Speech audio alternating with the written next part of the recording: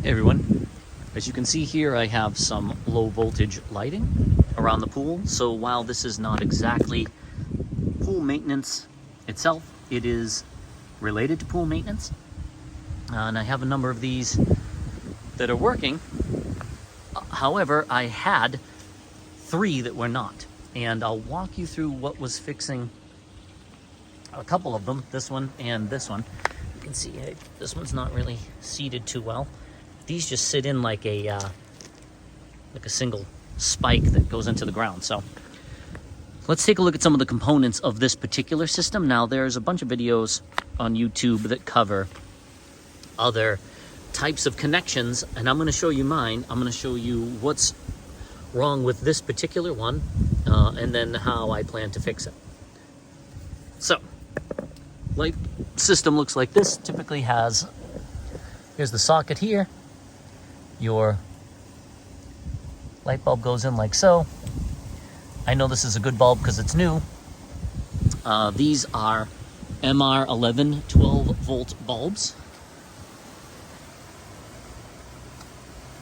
Got a pack of those on Amazon, and so I have a brand new bulb here. So now my setup here is not the type that I've seen on other YouTube videos, so I thought this was worthwhile recording. But all right, so typically your lights here, you look like this. It untwists.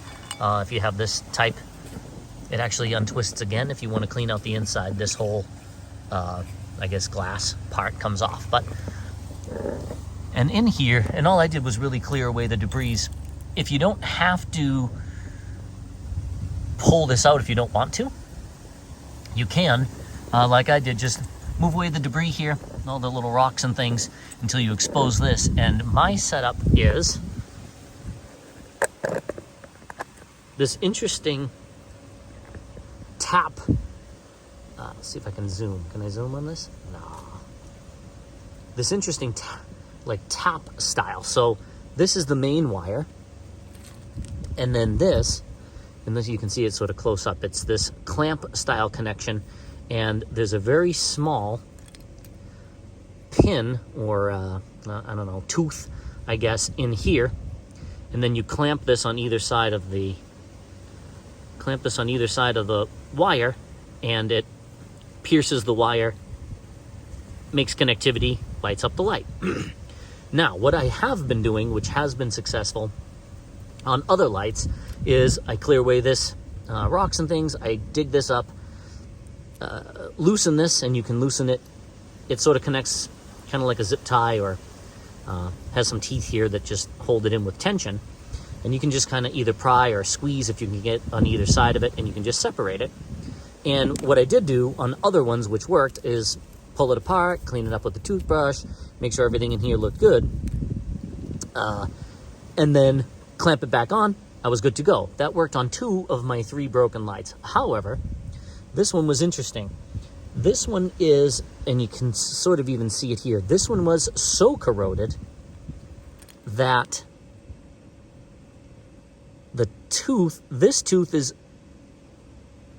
gone, and this one is gone also. So the little pins, or the little teeth that pierce the wire, the main wire, got so corroded, and they're very small, they're really kind of like maybe twice the size of a safety pin or something. They're very small teeth. And so these apparently got so corroded, they just disappeared, and they're gone, which is why this light is not working. So what I plan on doing, and I got a new one. Unfortunately, 2 of these are $10 over at Home Depot, which I was not thrilled about, because a whole light's $40. But not wanting to replace the whole light, I said, okay, this just comes in with a little screw. You can see there's a pin here and a screw, and I should move my screw so I don't lose it. I'm going to put it with my light. And you can take this out. Now, you're going to have to clip this so that you can pull this through. But what I'm going to do is I'm going to snip this off, pull this through, and then I'm going to connect a new connector, attach a new connector onto this socket and see if it's good. Now, Do I have confidence that this socket is in good shape? It seems fine. It's clean. It doesn't look too beat up. It holds a bulb pretty stable, so I think the socket itself is okay. Otherwise, you probably could just change this whole socket out. This wire just loops through the base and comes out here, so you really could just change this, including the socket. Where I checked both Home Depot and Lowe's near me, and they didn't sell the socket, I would have just opted to buy the whole thing if I could. But like I said, I got a 2-pack of these connectors, and I can't believe they were $10. I almost fell over. I'm sure they're cheaper on Amazon or something, but I didn't want to wait because I'm impatient. So I'm going to clip this out and then pull this through, and then here's my old one, and you'll be able to see when I can get this close up that there should be a little tooth there. Put my hand here so you can see it a little better. There should be a spike or a tooth here to make contact with the wire, and it's just gone. It's completely corroded. So I was like, well, I'm not going to be able to reuse that. Let me pull this through, and now, so you can see. So there it is. This is the socket, what it looks like, and the light bulb just plugs right in here, and this just taps in. Now, a lot of the other systems I see are what you would normally see in an electrical connection. These are fully stripped. This is fully stripped. You twist them all together, but this is some kind of tap system where there's one single line run, and then each individual line is tapped into the main line. So I guess it has its benefits and its downfall.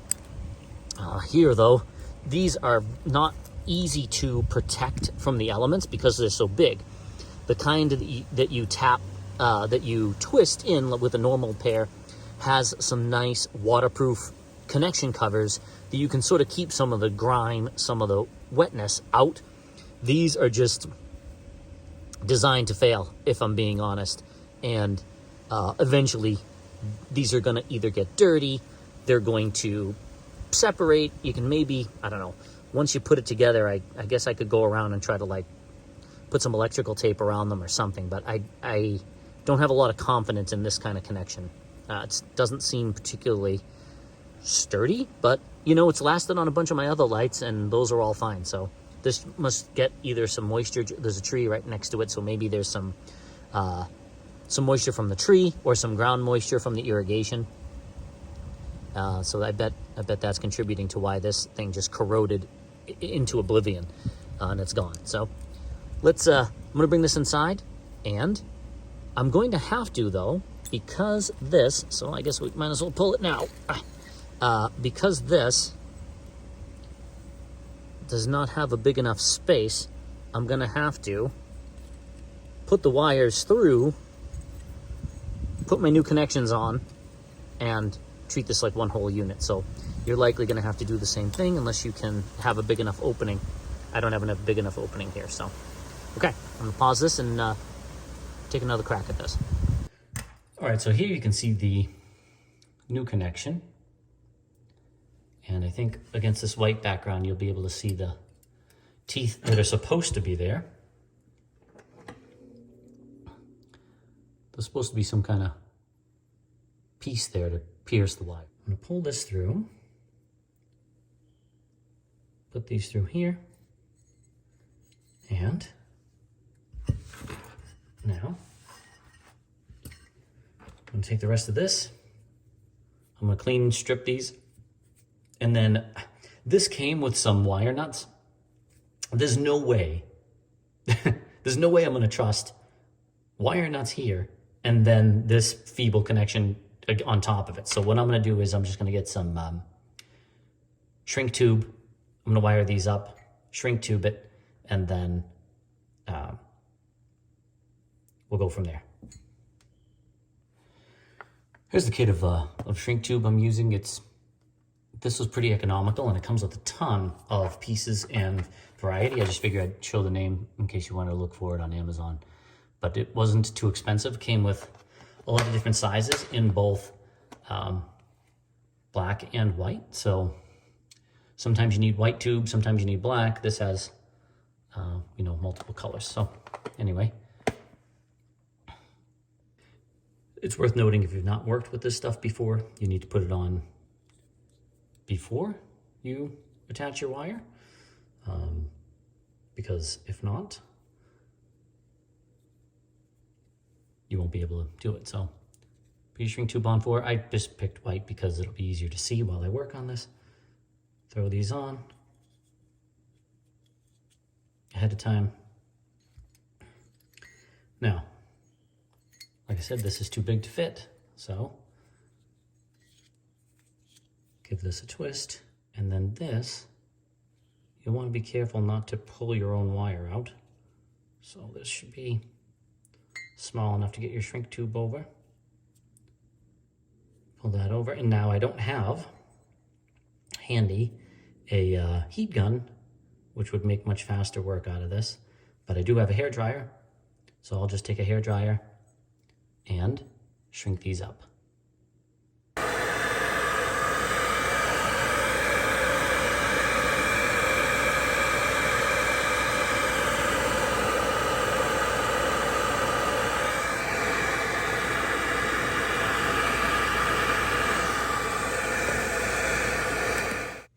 So I've threaded this through,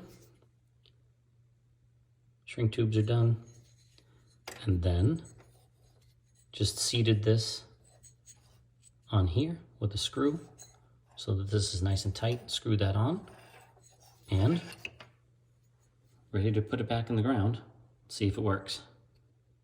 Outside, I'm just going to seat this, hopefully around the same spot it was.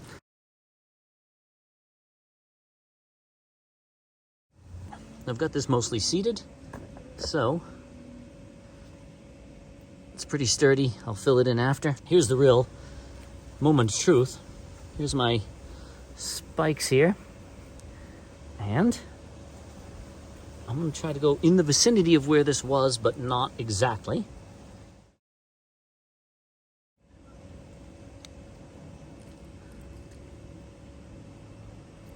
So the goal is really just put this on, pinch it, and see what we got. Fits in. Now, I brought myself a pair of channel locks to help me squeeze this down a little.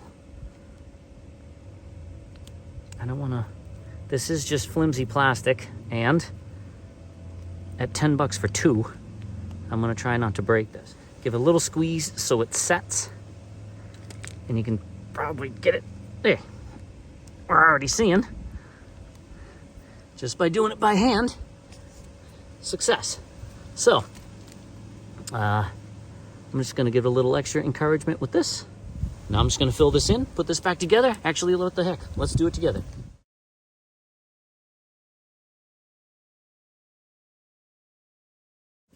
Like I said, this comes apart if you want to give it a little clean. I do believe that's glass. It just kind of screws together. There it is. Like it was always like that, except for it might be a little crooked. I'm not going to sweat that. All right. Here we go. So that was a more unusual repair for me, but now it's working, and I'm pretty jazzed. Hope that helps.